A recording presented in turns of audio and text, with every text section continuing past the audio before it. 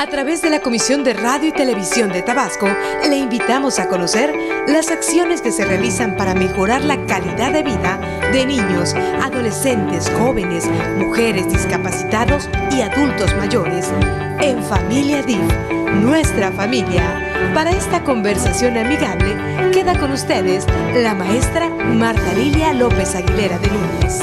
Comenzamos. Hola, muy buenos días. Bienvenidos al programa Familia DIF, nuestra familia. Hoy estamos muy contentos. Bueno, todos los martes estamos muy contentos, pero hoy estamos muy contentos porque ayer fuimos a los Aztlanes y pudimos estar platicando con toda la comunidad de los 5 Aztlanes. Entonces traemos pues varias ideas nuevas que la gente nos ha dado. Traemos también el apapacho. Fuimos a la semana de vacunación y bueno, pues ver que se les ponen a las chicas y parece ser que van a empezar también con los chicos, ¿verdad? Pues la vacuna del papiloma humano y también a los bebés darles el líquido para desparasitante, que muchos de ellos no lo querían tomar. Y yo digo, bueno, pues yo como no lo he probado, también decía, quién sabe ni a qué sabe, ¿no? Pobrecitos. Las vitaminas, en fin, algo maravilloso y ver el paisaje tabasqueño. Así que bueno, pues debido también a toda esta experiencia, hoy pues vamos a hablar con un poquito más de conocimiento de causa. Y queremos darle la bienvenida al licenciado Jorge Mieri Terán Suárez, coordinador general de Protección Civil del Estado de Tabasco. Muchas gracias, licenciado, por estar aquí una vez más. Maestra, con mucho gusto y muy agradecido por la invitación. Porque además el tema es recomendaciones para las temporadas de lluvia en Tabasco. Y allí platicaremos de cosas tan importantes como es esta seca que estamos viviendo y luego pasamos al otro extremo, a los huracanes, ¿verdad? Y a las lluvias que generalmente nos afectan. Y bueno, pues saludo a mis compañeros en cabina. Gaby, ¿cómo estás? Buenos días, maestra, pues ya lista para aprender, ahora no de sequías, pero sí de lluvias, ¿no? Así que listos con la información. Muy bien. Y algo sabes tú también, Willy, ¿no? Claro, sobre estos temas. Sí. Así es, le agradecemos al profesor que gracias a él por la información que nos ha mandado. Hemos estado en la página de la Radio de Tabasco informando y la gente muy atenta a eso. Y les invitamos, profesora, para que también dicen que la mejor noticia es la prevención. Entonces vamos a prevenir con mucha anticipación. Sí, con los datos que dé el licenciado. Muy importante, que estemos muy atentos porque esto es muy importante. Sí. Parece que no nos preparamos para la sequía y menos para las lluvias, porque ya tenemos una cultura del agua, pero quiero decirles que hoy más que nunca, con todo el cambio climático, debemos nosotros saber, estar enterados de qué pasa con todos estos cambios, ¿no? Así que pues vamos de una vez a invitar al auditorio. Profesor. Exactamente, invitar al auditorio. Bien, amigos de Mega, de la Radio de Tabasco y sus respectivas páginas, les recordamos que este programa se transmite hoy 8 de la noche por Televisión Tabasqueña, el próximo sábado a las 11 de la mañana por la Radio de Tabasco. Le queremos invitar para que participen. El tema de hoy está interesantísimo, ya lo decíamos, es para prevención acerca de las futuras situaciones que vamos a tener en el estado de Tabasco. Las líneas telefónicas a las cuales usted puede hacernos contacto, 316-1686, 316-1754, 316-1217. Son las líneas directas a cabina en este momento. Nuestros amigos de Atención Ciudadana del DIF Tabasco están esperando su respuesta. Contamos también con 2 líneas gratuitas para el interior del estado y más allá, 01800-685-2271, la siguiente con terminación 70. Y también así, para mensajes de texto, 99-33-06-46-96. Adelante, Gaby. Nos pueden escribir en redes sociales, @DIF Tabasco. Profesora, estamos listos. Muy bien, claro que sí. Bueno, pues preguntaremos aquí al licenciado Jorge Mieri Terán, ¿cómo nos ha ido este año con las pocas lluvias que hemos tenido? Muy pocas, únicamente en enero se registraron lluvias por encima de la media, de hecho casi el doble de la media para un mes de enero, y el resto del año hemos tenido lluvias por debajo de la media histórica. Entonces pues tenemos un déficit de humedad en el estado. Eso provoca, desde luego, en primer término, la sequía. 8 municipios del estado tienen problemas bajos, pero ya tienen problemas de sequía. El resto afortunadamente está todavía en condiciones normales, pero sí encontramos los cuerpos de los ríos con niveles muy bajos, el manto freático muy bajo, escasez de lluvias y bueno, obviamente esto produce las altas temperaturas que hemos estado sintiendo en los últimos días y la presencia de incendios, muchos incendios de pastizal. Llevamos ya más de 400 incendios en lo que va del año y bueno, esto pues es un problema porque afecta desde luego a la flora, a la fauna, pero también hemos tenido, por ejemplo, hace aproximadamente 3 semanas aquí en la Laguna del Negro hubo necesidad de evacuar algunas casas porque el humo ya estaba ingresando a las casas. Afortunadamente no sucedió nada que lamentar, pero bueno, sí hay afectaciones, además de pues el gasto en recursos de agua, de combustible para operar los equipos contra incendios. Muy bien. ¿Y cómo se está preparando Protección Civil para esta temporada de lluvias? Que además quisiéramos saber que no es propiamente, porque aquí siempre decimos, las lluvias se comienzan en octubre, se fortalecen en noviembre, pero ahora últimamente desde agosto comienza a llover. Entonces yo sí quisiera saber si lo que nosotros siempre hemos dicho, que la temporada de lluvia empieza hasta octubre, pero no habíamos tomado en cuenta a los huracanes, ¿no?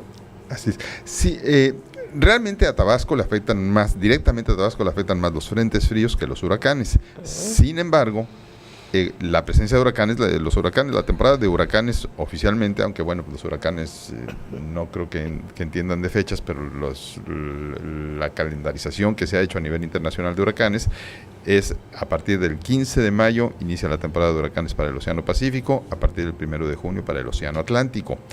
Precisamente la semana pasada, por instrucciones del gobernador, atendí yo la reunión nacional de Protección Civil, donde el presidente de la República oficialmente inició los trabajos a nivel nacional para la temporada de ciclones en el país.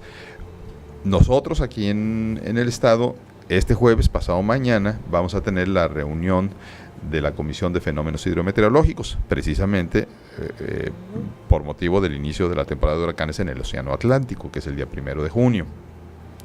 Y se da el pronóstico, en esta reunión de Acapulco la semana pasada, se dio el pronóstico de huracanes que van a presentar el país. Más adelante, con mucho gusto les doy la información, aunque ya se ha difundido en los medios de comunicación.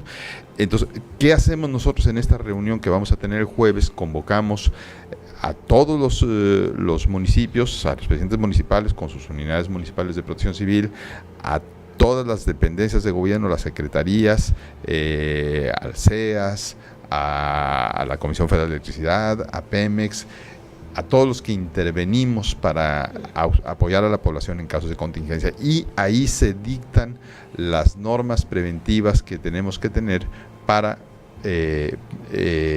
poder mitigar los posibles daños o las afectaciones que se puedan presentar en caso de que tuviéramos algún problema con motivo de un ciclón. Bueno, ¿y la población a dónde debe acudir para informarse sobre estos fenómenos? Lo que hacemos nosotros, a diferencia de los terremotos, los fenómenos ciclónicos sí tienen cierto grado de predictibilidad. De hecho, les reitero, ya ahorita ya tenemos un pronóstico de los huracanes que se van a presentar tanto en el Pacífico como en el Atlántico, e inclusive cuánto se espera que afecten directamente al territorio nacional. No podemos desde ahorita especificar exactamente en qué mes o en qué día va a suceder, pero sí se detecta cuando se origina el fenómeno ciclónico, ya sea en las costas de África o en el Mar Caribe. Se puede detectar el inicio de un fenómeno ciclónico, se le dan sus probabilidades de que se vaya desarrollando y se puede pronosticar también su trayectoria. Entonces, en ese momento ya se pueden tomar algunas medidas de preparación para el posible impacto del huracán. Es difícil que al estado de Tabasco le pegue directamente un huracán por la situación geográfica que guarda el estado. Sin embargo, sí, al atravesar estos, sobre todo los que vienen de Centroamérica, al atravesar la península de Yucatán, sí nos pueden afectar con las intensas lluvias que dejan, o bien los huracanes que peguen en Centroamérica, las lluvias que caen, sobre todo en Guatemala y en Chiapas, es agua que se va a derivar a través de los ríos que atraviesan el estado de Tabasco. Y entonces, bueno, tenemos que hacer desde ahorita la prevención, que es qué vamos a hacer, y en la prevención, desde luego que hay muchas cosas que se pueden hacer y hay muchas otras que no se pueden hacer. Por ejemplo, uno de los problemas normales en temporada de lluvias es la creciente de los ríos. Y tenemos muchas comunidades o muchas viviendas que están ubicadas justamente a la orilla de los ríos, en zona federal inclusive, indebidamente, no debería haber construcciones ahí. Entonces ahí tendría que haber un plan, pero pues esto obviamente tiene que ser a nivel nacional. Aquí es muy difícil que podamos actuar como Estado para reubicar a todas esas personas en zonas más seguras, que además no es fácil porque muchos de ellos pues viven precisamente de la pesca, ellos están ahí porque ese es su modus vivendi. Entonces sí hay que alejarlos de la orilla, pero de manera que también tengan la accesibilidad para continuar con su actividad primordial, con su forma de vida.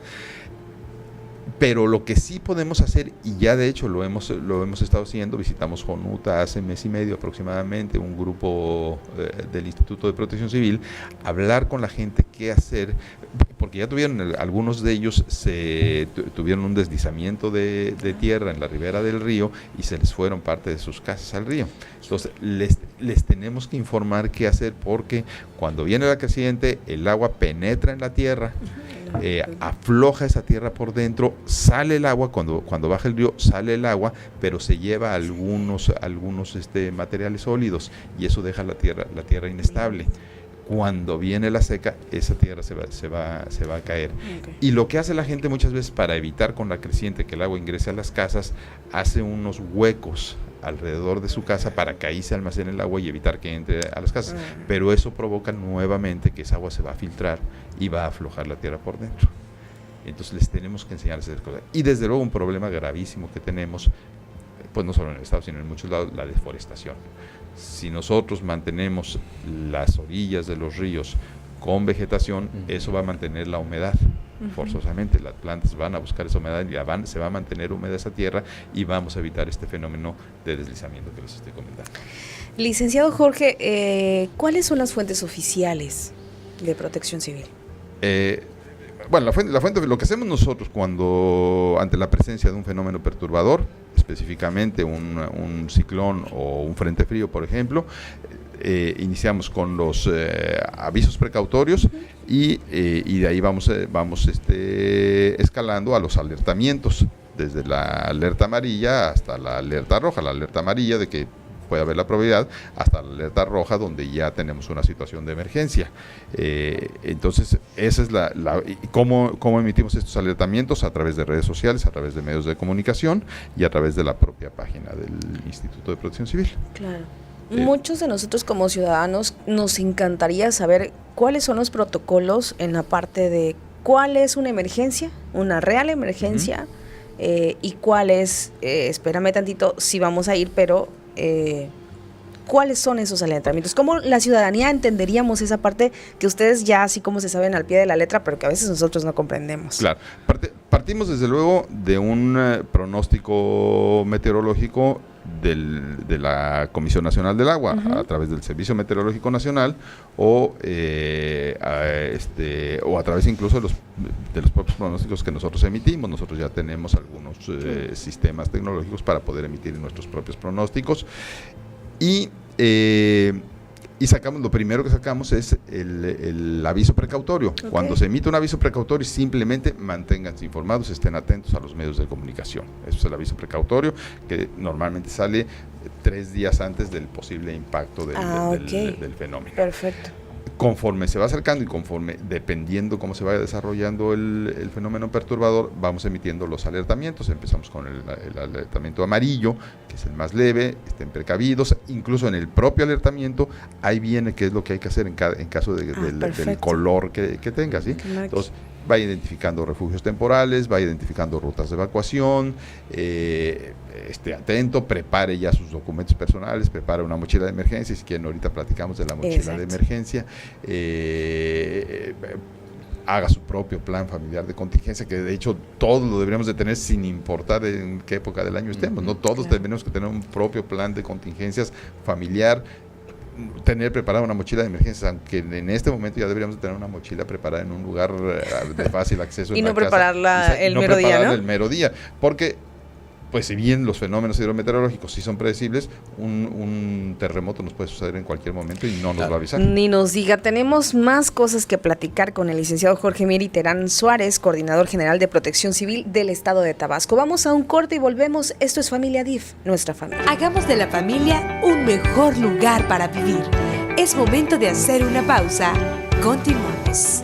Para construir un mundo mejor, es necesario participar brindando una mano solidaria a quienes más lo necesitan. En Familia DIF, nuestra familia, regresamos. Ya estamos de regreso en Familia DIF, en nuestra familia. Y licenciado Jorge, nos quedamos en la prevención y en cómo la ciudadanía podemos conocer cuáles son las alertas, los colores que se maneja, pero quedamos con la famosa mochila de emergencia, que no es prepararla unas horas antes, es tenerla lista, ¿no? La mochila de emergencia es parte del plan de contingencia familiar que todos deberíamos de tener, que todos nos deberíamos de preocupar por diseñar en nuestras casas, no nada más para las inundaciones, para los incendios, para un terremoto, para cualquier contingencia que se pueda presentar en nuestra casa. La mochila de emergencia es tener una mochila con nuestras cosas personales que sabemos que vamos a necesitar en caso de que tengamos que evacuar la casa. ¿Cuáles son esas cosas? Pues las que cada quien determine qué es lo que necesita, cada quien sabe qué necesita. Por ejemplo, yo tenía una maestra en la maestría de Protección Civil que ella nos decía, para mí es importante tener mis cosméticos. Yo, aunque tenga que evacuarme, tengo que pintar los labios y los ojos y las uñas y todo. Y ella en su mochila de emergencia, y nos la llevó ahí, nos enseñó su mochila de emergencia y venían todos sus cosméticos.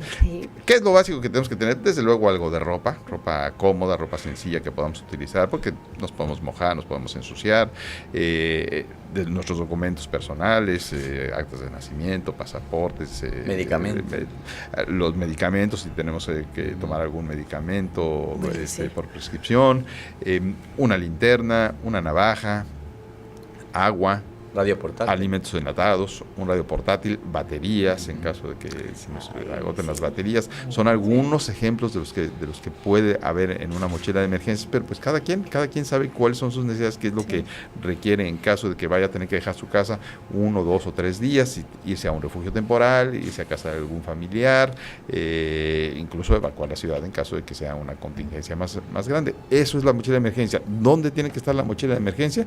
Pues en un lugar donde sabemos que tenemos que pasar a la hora de tener que evacuar la casa. Un lugar que sea accesible, que no esté escondida. Nadie quiere tener una mochila de emergencia en la sala de su casa, pero bueno, en algún closet, en algún lugar ahí medio escondidito, donde sabemos que podemos pasar rápidamente, coger la mochila. Lo ideal es que cada miembro de la familia tenga su propia mochila, inclusive los niños. Que los niños tengan ahí, incluso si quieren algún juguetito ahí guardado en su mochila de emergencia. Cada niño desde los 4 o 5 años de edad, cuando ya camina, cuando ya tiene cierta capacidad de raciocinio, el niño tiene que estar preparado para tener su mochila, cogerla y saber a qué punto de la casa va a ir. Y en la familia, cada uno de nosotros tiene que tener una responsabilidad en caso de emergencia. A uno le tiene que tocar cortar la corriente de energía eléctrica, a otro el gas, a otro el agua. Otro tiene que saber dónde están las llaves para que podamos salir rápidamente de la casa. Tenemos que tener un punto de reunión. Aquí nos vamos a reunir todos para salir todos en familia, todos juntos, seguridad. Eso es la mochila de emergencia, es el plan familiar de contingencias. Muy bien, gracias. Excelente, una cultura, ¿no? Es una cultura, exactamente. Que como bien lo decía el licenciado, debemos de tenerla siempre. Bueno, invitamos al auditorio, ya están los amigos de Atención Ciudadana del DIF Tabasco esperando sus Comentarios, sugerencias, 316-1754, 316-1217, 316-1686. Contamos con 2 líneas gratuitas desde el interior del estado más allá, 01800-685-2271, la siguiente con terminación 70, y recuerde que también tenemos una línea para mensajes de texto, 9933-064696. Estamos con el licenciado Jorge Mier Iterán, quien es coordinador de Protección Civil. Licenciado, sabemos todo este esfuerzo que hacen ustedes en esta temporada de incendios. Bueno, viene la otra temporada y en el dado caso se presentará algo como un terremoto igual. Pero sí quisiéramos que nos hablaran de números. Ya tenemos gente preparada en Protección Civil. Cuéntenos qué cantidad de gente hay y los equipos para que la gente sepa que es un despliegue de personal que está trabajando las 24 horas, si no es más, ¿no?, cuando se presenta este tipo de eventos. Sí, como no, con mucho gusto. Para ser muy precisos, el Instituto de Protección Civil cuenta con un total de 150 bomberos, más 64, aproximadamente 64 más rescatistas en los centros regionales que están preparados para atender cualquier contingencia. Toda esta gente, y 10 jóvenes, o algunos no tan jóvenes, paramédicos o técnicos en urgencias médicas que atienden la ambulancia con que cuenta el instituto. Todos ellos reciben capacitación continua dentro de lo que es la Escuela de Protección Civil del Estado de Tabasco, que ya está en operaciones. Estamos llevando ya en este momento 2 diplomados, uno en rescate general, los 4 o 5 tipos de rescate que más se pueden presentar en el estado, y un diplomado ya en gestión de riesgos, para donde estamos platicando precisamente estas cosas como el plan familiar de contingencias, que ya esos ya se están cursando. Ya tenemos personas que lo están cursando, muchos de ellos integrantes del propio instituto o integrantes de las unidades municipales. Entonces, a estos cerca de 230 personas que trabajan en el instituto en atención de las contingencias, se suman todo el personal de las unidades municipales de protección civil, de los 17 municipios. Cada municipio cuenta con su propia unidad de protección civil, con los que trabajamos de manera estrecha. Llevamos excelentes relaciones con todas las unidades municipales. Van a estar presentes el jueves en la reunión de fenómenos hidrometeorológicos, más otras instituciones que apoyan en materia de distintos, cada uno en su ramo. Desde luego la Cruz Roja, el Sistema Estatal de Urgencias, bomberos de CONAFOR y de la COMESFOR, personal de Pemex que también se dedica a rescate. El aeropuerto tiene su propio cuerpo de bomberos. Desde luego hay varios cuerpos de voluntarios que nos apoyan directa o indirectamente en todas estas cuestiones de rescate. En fin, es todo un ejército, vamos a llamarlo así, de personal que nos ayuda en casos de contingencia, y todos ellos reciben capacitación, reciben formación, reciben entrenamiento, reciben instrucciones. Y en cuanto a equipamiento, pues afortunadamente el año pasado el señor gobernador nos apoyó con la compra de equipo nuevo. Tenemos 2 pipas de 20,000 litros que han resultado básicas en la cuestión de los incendios. Esto le permite a los bomberos tener mucho más autonomía a la hora de combatir un incendio, más otras 10 pipas de 10,000 litros que tenemos. Cada centro regional y cada base de bomberos cuenta con un carro de ataque rápido, trajes de bombero nuevos, desde luego, motosierras, motobombas, detectores de gases, tramos de manguera que son vitales para llegar a largas distancias.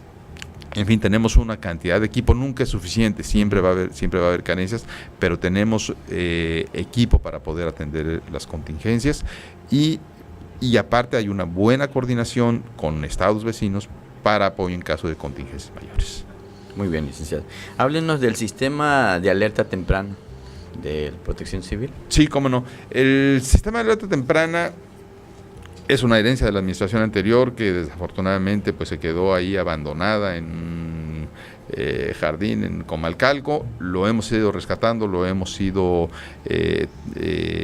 pues poco a poco tratando de poner a funcionar. Ya actualmente contamos con 15 estaciones meteorológicas que nos dan información acerca de las lluvias, de la presión atmosférica, de la velocidad del viento, que nos ha permitido tomar algunas decisiones, y además ya logramos coordinarnos con las autoridades de Conagua. Conagua tiene más de 100 estaciones meteorológicas más en el estado y ya estamos recibiendo la información cruzada. Nosotros damos información a Conagua de las 15 nuestras, ellos nos dan información de las 120 y tantas que tienen ellos.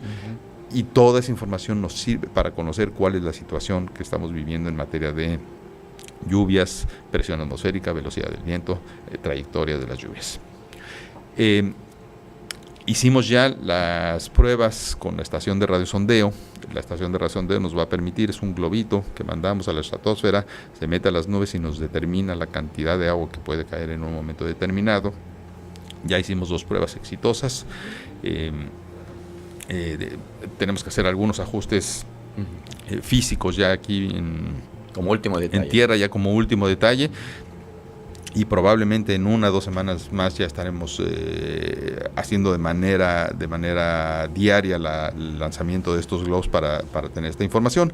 Y nos falta este elemento central del sistema de alerta temprana, que es el radar meteorológico. Ese tiene un transmisor que se dañó por las malas condiciones de almacenamiento. Se mandó fabricar uno nuevo, que me informaron precisamente el viernes que lo estaban ya embarcando, ya lo fabricaron, le estaban haciendo algunas pruebas, habían tenido alguna problemática ahí también de alguna falla que estaba presentando, pero ya nos confirmaron el viernes que lo lograron corregir y lo estaban embarcando. Este fin de semana lo deben haber embarcado. Así que en los próximos días nos llegará, pasando los trámites de importación que tiene que sufrir, y este radar meteorológico nos va a poder determinar trayectorias de las nubes para saber dónde se van a poder presentar, dónde tenemos la expectativa de que se presenten lluvias. Es decir, esto va a complementar la información con más certeza, con más precisión, más localmente, digamos, la información que ya nos da el Servicio Meteorológico Nacional de Conagua, donde ya tenemos pues con cierta exactitud las posibilidades de precipitaciones, las intensidades, las trayectorias de las lluvias. Ahora lo vamos a poder nosotros corroborar, digamos, de manera más precisa. Todo esto se va a complementar con un centro de monitoreo, donde vamos a poder analizar la información ya aquí con personal que capacitemos nosotros en materia de meteorología, y poder dar la información al gobernador del estado, a los presidentes municipales, a los secretarios, para que a su vez se informe a la ciudadanía y se puedan tomar todas las medidas para mitigar los posibles daños producidos por los distintos fenómenos naturales. Muy bien, gracias, licenciado. Vamos a hacer una pausa. Estamos con el tema de recomendaciones para la temporada de lluvias en Tabasco. Esta es Familia DIF, nuestra familia. Continuamos. Hagamos de la familia un mejor lugar para vivir. Es momento de hacer una pausa. Continuamos. Para construir un mundo mejor, es necesario participar brindando una mano solidaria a quienes más lo necesitan. En Familia DIF, nuestra familia. Regresamos. Bueno, pues seguimos aquí en Familia DIF, nuestra familia, y además conversando con el licenciado Jorge Mier Terán sobre todo lo que se refiere a la falta, a la poca lluvia y a los ciclones, ¿verdad? Entonces, bueno, pues yo quisiera preguntarle cómo funciona el semáforo de los ríos. El semáforo, que es un producto que lanzamos nosotros a principios de este año, es una medición del nivel que tienen los ríos del estado, los ríos que atraviesan por el estado, los principales de ellos, y nos dan la información si los ríos están dentro de su nivel, dentro de su cauce, si están en el NAMO, es decir, en el nivel máximo, si ya lo superaron y entonces tenemos riesgos de desbordamiento, o si están por debajo del nivel mínimo, se llama NAMINO, y si están por debajo de ese, bueno, ya tenemos un problema de escasez de agua que puede ser serio en algunas comunidades, inclusive, por ejemplo, aquí en la capital, en Villahermosa, ya las bombas de extracción de agua del SAS no alcanzan a succionar el agua para dar el servicio a la ciudadanía. Entonces, por eso creamos ese semáforo. Actualmente estamos en niveles máximos, todos los ríos, niveles muy bajos, todos los ríos del estado están, pues digamos, con escasez de agua, con niveles, y en algunos casos, como el del Grijalva, hemos tenido mediciones por debajo del NAMINO, es decir, por debajo de su nivel mínimo de operación. Y obviamente, pues en ese sentido tenemos que tomar las previsiones para poder actuar y evitar tanto la escasez de agua que es lo que nos pega en este momento, como ahora que se vengan las lluvias, poder también tener las previsiones en caso de que vayamos a estar en riesgo de sufrir algún desbordamiento, como el año pasado en el río Sumacinta o como en enero de este año en el Puscatán. Eso es el semáforo. Que bueno, el Puscatán, bueno, es de lo más, me parece que de lo más difícil, porque así como puede estar muy bajo, con una lluvia fuerte, se va hasta arriba, ¿no? Ese es un fenómeno de los ríos de la sierra. Los ríos de la sierra nos pasa, y muy frecuentemente, constantemente hemos estado teniendo que apoyar a algunas comunidades en Teapa sobre todo, aunque también en Tacotalpa y en Jalapa, y por supuesto en Macuspana, con el Puscatán, porque son ríos de reacción rápida. Viene rápidamente una creciente, y aunque esté por debajo del Namo el río y aparentemente esté 2 o 3 metros por debajo de su nivel máximo, en un momento, en cuestión de minutos, una hora, se nos sube y se desborda y afecta a comunidades. Es que es impresionante, a mí me tocó vivirlo. Entré a Tacotalpa a las, ¿qué serían? Las 10 de la mañana, cuando quise salir a la 1 de la tarde. No, ya no podíamos, ya el río estaba sobre la carretera, pero no crean que apenas, no, ya con altura, ¿no? Bueno, pues toda la gente me sacó por distintos caminos y logré llegar a donde se reúne Jalapa y la desviación a Tacotalpa, sí, pero ya tenía agua también ya la carretera agua, encima, así ¿no? es. Entonces es cuando uno se pone a pensar por todos los caminitos donde pasamos, mucha gente ya estaba arriba de sus casas, preparadísimos.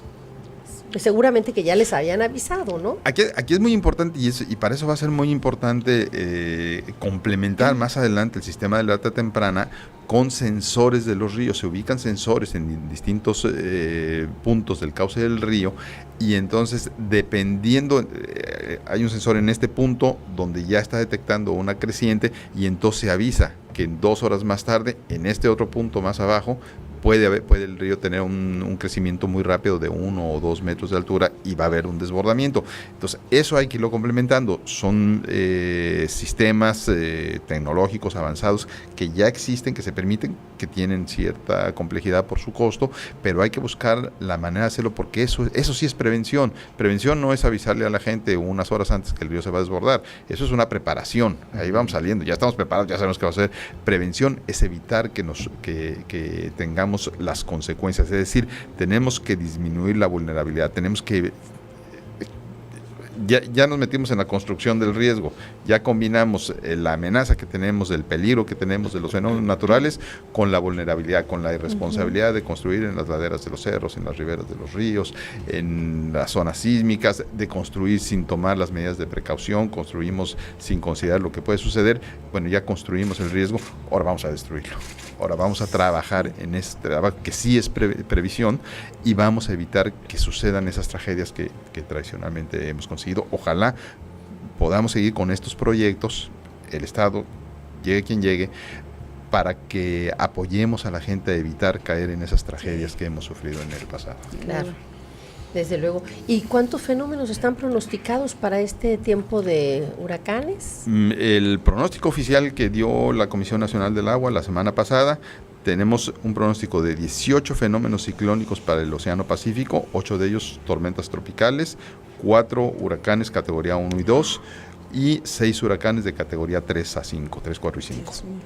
Y para el Océano Atlántico, que inicia la temporada el 1 de junio, hay un pronóstico de 14 fenómenos ciclónicos, 7 de ellos nivel tormenta tropical, 4 huracanes categoría 1 y 2 y 3 huracanes categoría 3 a 5. Es decir, en total hay 32 ciclones que se espera que puedan afectar el país.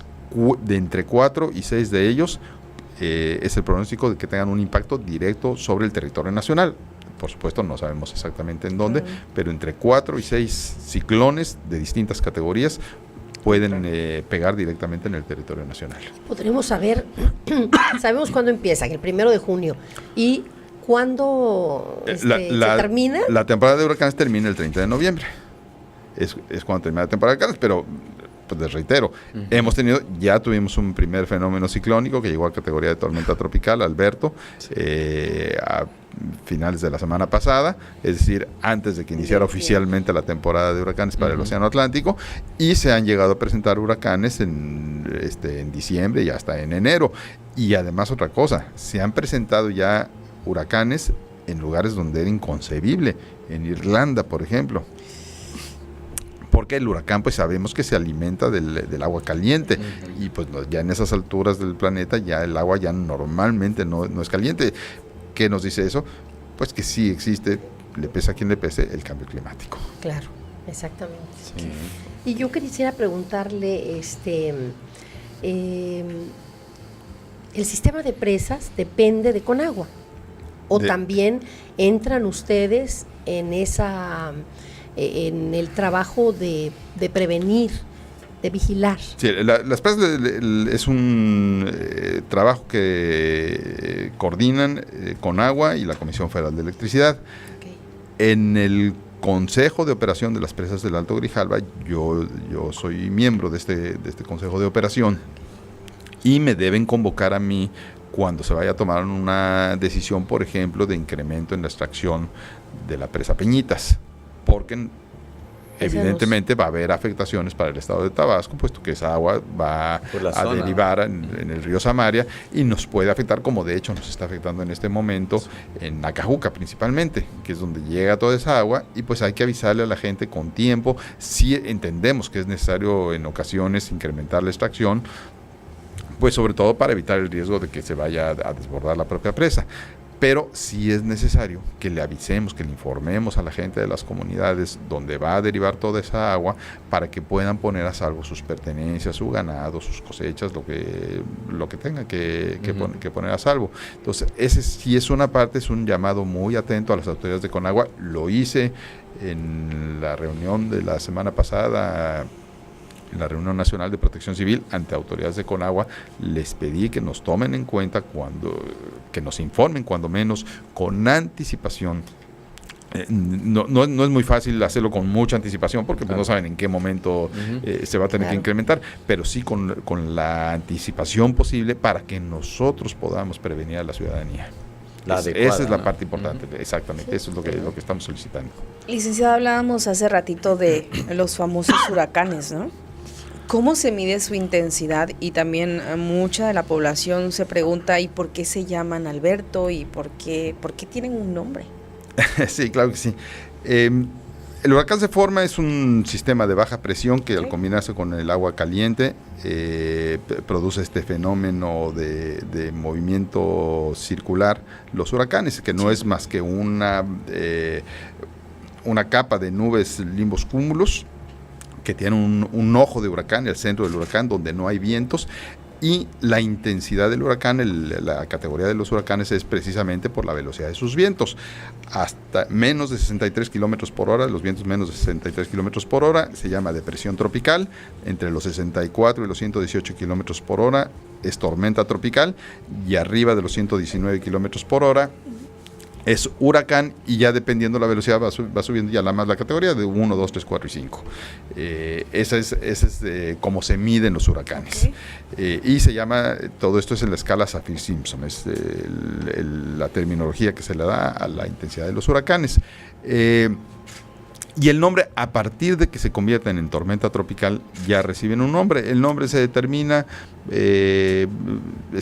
¿aleatorio? Sí, se reúne una comisión de los huracanes. Ya ahorita ya sabemos cómo se van a llamar los huracanes de esta temporada. Los fenómenos ciclónicos ya tienen su nombre. De esta temporada ya tienen tanto los del Pacífico como los del Atlántico, y van por orden alfabético. Ya tuvimos el primero, que es Alberto, que empieza con la letra A, el siguiente va a ser con letra B, y así sucesivamente. No, y hay ¿No de hombres y mujeres también? Y van mezclados hombres y mujeres, van así mezclados. Recordamos ¿Eran puras mujeres? No, ahora que sea equidad de género. O sea, que eso. Nos vamos a un corte y volvemos. Esto es Familia DIF, nuestra familia, y hay que estar muy pendiente de los huracanes. Hagamos de la familia un mejor lugar para vivir. Es momento de hacer una pausa. Continuamos. Para construir un mundo mejor, es necesario participar brindando una mano solidaria a quienes más lo necesitan. En Familia DIF, nuestra familia, regresamos. Ya estamos de regreso en Familia DIF, nuestra familia. Ya tocamos el punto más álgido de los huracanes. Licenciado Jorge, ¿cuáles son los meses más complicados del año con los huracanes? Y decirle también a la población que sí nos tocan, pero no nos toca tan duro como otros estados. Sí, difícilmente nos va a pegar un huracán de manera directa en el estado de Tabasco. Normalmente lo que sucede es que el huracán impacta en las costas de la península de Yucatán, atraviesa la península, al atravesarla se degradan un poco, pero siguen teniendo mucha humedad, lo que ocasiona lluvias muy intensas, y esas lluvias sí nos llegan a afectar en el estado de Tabasco. ¿Cuáles son los meses más peligrosos? Bueno, los meses de mayor riesgo en el estado de Tabasco normalmente, y coincide con los meses donde más presencia de lluvia tenemos, son septiembre y octubre. ¿Por qué? Porque tenemos la presencia de los huracanes, pero además también ya inician los frentes fríos. Y entonces tenemos combinación de huracanes con frentes fríos, y eso es lo que ocasiona los mayores daños en el estado de Tabasco. En noviembre empieza a descender los huracanes, aunque ya estamos metidos de pleno en los frentes fríos, pues ya nada más tenemos la afectación por frente frío, ya difícilmente por huracán, y después continuamos con frentes fríos hasta marzo y probablemente abril. Este año todavía en junio me parece que en mayo todavía llegamos a tener algunos frentes fríos a principios del mes de mayo. Y hace ratito recordábamos los nombres de los que más han impactado, sí, ¿no? El último huracán que llegó a categoría de huracán y que impactó directamente en el estado de Tabasco fue Brenda en 1973, fue un huracán categoría 1. Anterior a ese, como categoría de huracán, reitero, como categoría de huracán, han pegado tormentas tropicales, pero con categoría de huracán nos remontamos ya a los 1800. Entonces, es lo que les digo, difícilmente un huracán va a impactar de manera directa, que el ojo del huracán pegue directamente en el estado de Tabasco. Es difícil, no así sus efectos. Y uno de los efectos importantes, y eso porque no es bueno, a nosotros nos pega los del Atlántico, no. Los huracanes que se presentan en el Océano Pacífico, específicamente los que impactan en las costas de Chiapas o de Guatemala, que dejan muchas lluvias en el estado de Chiapas o en Guatemala, y presentan las crecientes de los ríos en esos estados, que es agua que se va a derivar. Y entonces lo que nos viene a afectar a nosotros es esa agua que baja de esos ríos de Guatemala, de Chiapas, por ejemplo en el Usumacinta, como lo vivimos el año pasado, donde se desbordó en varias comunidades. No es por uno, pero sí, por un lado por el otro, pero tenemos esa afectación. Licenciado, ¿qué pasa? Las recomendaciones queremos que la comparta para los amigos de la Radio de Tabasco, para Televisión Tabasqueña. ¿Qué pasa? ¿Qué debemos de hacer antes de que se presente algo así como los daños que va a ocasionar el huracán? ¿Y qué hacer después? Porque le comento esto porque se han dado casos muy extremos en donde un huracán hace las suyas, luego pierde poder y la gente dice, bueno, pues ya el huracán se fue, pero resulta que se va más al agua y agarra más fuerza. Y la gente se confía que ya esto terminó. ¿Qué hacer antes y después para que...? Sí, a ver, antes, una vez que se emitió el aviso precautorio de que tenemos la presencia de un huracán, obviamente ahí lo primero es mantenerse informado, tener ese plan de contingencias familiar que comentábamos, verificar la mochila de emergencia, si hay que cambiar el agua, los alimentos, tenerlo listo, identificar refugios temporales. Los municipios, que son el primer respondiente, tienen que informar a la ciudadanía dónde van a estar ubicados los refugios temporales a donde puede acudir la gente. El que prefiera irse a casa de un familiar que vive en una zona más segura, pues desde luego hay que hacerlo. Y seguir las instrucciones, muy muy importante seguir las instrucciones. Se emite primero un aviso precautorio, después empiezan a emitir los alertamientos en sus distintos niveles, y en cada uno de esos alertamientos viene ahí cuáles son las recomendaciones, qué es lo que hay que hacer, buscar rutas de evacuación. Tenemos un elemento muy importante desde mediados del año pasado, el segundo o tercer trimestre del año pasado, que es el Atlas de Riesgo. El Atlas de Riesgo está disponible, cualquier persona puede consultarlo, está en las páginas de internet del gobierno del estado, del Instituto de Protección Civil, y la gente puede entrar al Atlas de Riesgo, ubicar su comunidad. Hay que navegar, si tienen dudas pueden acudir con nosotros y les enseñamos a utilizarlo. abiertamente, identifica sus zonas donde habita, y ahí se pueden observar cuáles son las rutas de evacuación. Tiene información, por ejemplo, cuántos hospitales, cuántas clínicas hay en mi comunidad, cuántas escuelas, cuántas iglesias, si hay o no hay aeropuerto, cuáles son las vías de comunicación por las que puedo en un momento dado evacuar. Toda esa información viene en latas de riesgos, información poblacional que se toma del INEGI. Y nos pueden dar información si ven que la información que tenemos no es suficiente o que está incompleta o que tiene inclusive algún error.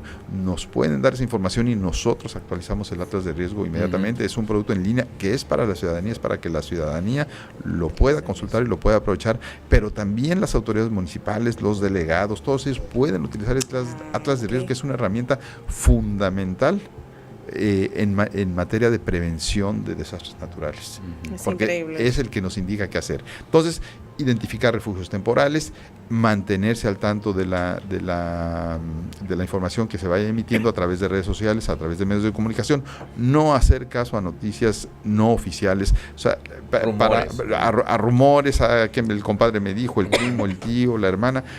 Esa no es información oficial. La información oficial viene de la Comisión Nacional del Agua a través del sistema del Servicio Meteorológico Nacional, a través del Centro Nacional de Huracanes, y la información que dé el propio Instituto de Protección Civil. Esa es la información oficial, esa es la que hay que hacer caso, no hacer caso de otros rumores. Durante la presencia del huracán, desde luego, cortar los suministros de energía eléctrica, de gas, de agua, mantenerse en la casa, si la casa es un lugar seguro, mantenerse dentro de la casa. Si estamos en la zona costera y va a impactar el huracán ahí, pues hay que tapar las ventanas. No es suficiente esas cintas de masking tape que le ponen, no es suficiente, mitiga, pero no es suficiente. De las fuerzas, si es un huracán categoría 4 o 5, pues la cinta no va a ser evidentemente suficiente. Hay que tapar con madera las ventanas por fuera de la casa, hay que taparlas con madera, eso es mucho más efectivo. Por fuera, se coloca madera por fuera para evitar el rompimiento de cristales y ubicarse en el lugar más seguro de la casa. Cada quien conoce su casa y tiene que identificar cuál es el lugar seguro. Reitero, si el huracán es de categoría alta y estamos muy cerca de la orilla de un río, del mar, lo mejor es evacuar, irnos a un lugar más seguro, a un refugio temporal, con un familiar, etcétera. Y después, efectivamente, muchas veces pasa la ráfaga de viento, se siente una calma, y no es tanto que el huracán volvió a tomar fuerza, sino que lo que nos está diciendo es que estamos en el ojo del huracán. En el ojo del huracán no hay viento. Entonces, aparentemente, esto puede durar, dependiendo de la magnitud del huracán, puede durar varios minutos, y ahí no vamos a sentir nada. Entonces, hay que mantener calma, hay que mantenerse informado para saber qué es lo que está sucediendo en ese momento, porque una vez que pase el ojo del huracán, otra vez van a empezar los vientos, y otra vez puede haber afectaciones. Entonces, siempre es necesario, por eso, un radio de pilas para estar escuchando las noticias y saber en qué momento nos... Una vez que pasó el huracán, una vez que sí ya sabemos que ya se fue el huracán, que ya se alejó todo, bueno, hay que revisar la casa, ver qué daños ocurrieron. Si desconocemos cuáles son las afectaciones, buscar a un especialista que nos diga cuáles son las afectaciones y hacer las reparaciones necesarias. Muy importante, si pasó un huracán por donde yo vivo, quiere decir que somos vulnerables a huracanes y que va a volver a pasar un huracán por ahí. Si nuestra casa tuvo daños severos y queremos o tenemos que seguir viviendo ahí por cualquier razón, al momento de reconstruir hay que reconstruir mejor, para que no nos vuelva a suceder lo mismo. Si volvemos a reconstruir en las mismas condiciones que anteriores, pues vamos a tener los mismos daños nuevamente. Entonces, hay que reconstruir mejor. Eso es resiliencia. Asumir la experiencia que tuvimos y superarla, no regresar a lo mismo que teníamos, sino mejorar. Eso es lo que debemos de hacer. Bueno, amigos, pues se nos ha ido el tiempo una vez más. Se quedan algunas preguntas aquí, ¿verdad? En el tintero, como se dice.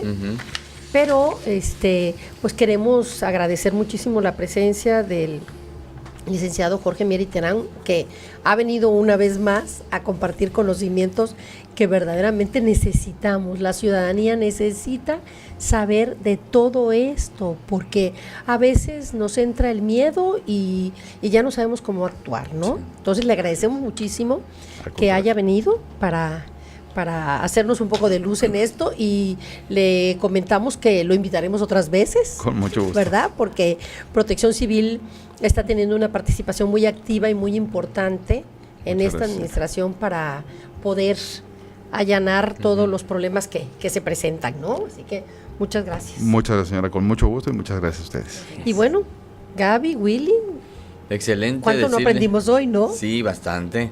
Y nos falta todavía más. Todavía, exactamente. Y decirle al auditorio que Protección Civil siempre está, no cree usted que nada más en temporadas difíciles, siempre está, así que hay que compartir con ellos todo este trabajo y no dejarse llevar de los rumores. Lo oficial es más importante. Desde luego, y ser parte de ese trabajo cuando se necesita, Sí. pero siempre guiados por ellos. Que nosotros no tomemos la iniciativa porque muchas veces no sabemos cómo actuar, ¿no? Y cómo se deben de hacer las cosas. Pues amigos, solamente me resta decirles que el próximo martes les esperamos a las 9 de la mañana. Martes 5 de junio, o sea, este fue el último programa de mayo, y les estaremos pues esperando que nos escuchen y que por la noche nos vean. Les deseamos un feliz día y una mejor semana. Muchas gracias, y buenos días y buenas noches. Este día hemos llegado al final de esta emisión. Gracias por acompañarnos y tenemos una cita el próximo martes por la señal de la Comisión de Radio y Televisión de Tabasco para hablar del cuidado integral de la sociedad en Familia TIF, nuestra familia.